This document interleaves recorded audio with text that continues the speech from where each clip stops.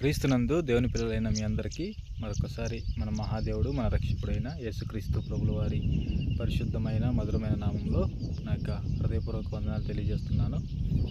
పిల్లరా, మరి మందిర నిర్మాణం గురించి తెలియజేయడానికి నేను ఎంతో సంతోషిస్తూ ఉన్నాను. గత నెలలో మా సొంత గ్రామమైనటువంటి వేంపాడులో మందిరము ప్రారంభించడం జరిగింది. పిల్లరా, లాస్ట్ మంత్లో కేవలం బేస్మెంట్ మాత్రం వేసి వెళ్ళాము. తిరిగి ఈరోజు నుంచి గోడలు స్టార్ట్ చేయడానికి మేము సిద్ధపడ్డాము. ఉదయాన్నే మెటీరియల్స్ అంతా కూడా తోలించాము.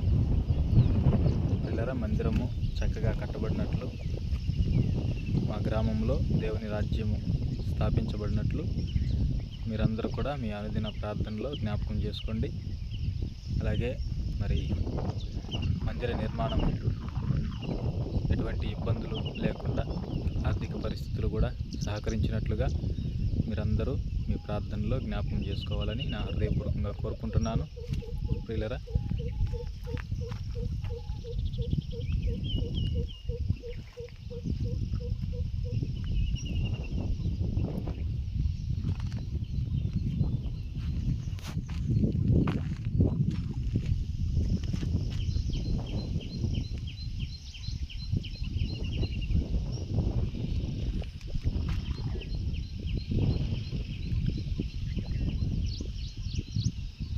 మీ అనుదిన ప్రార్థనలో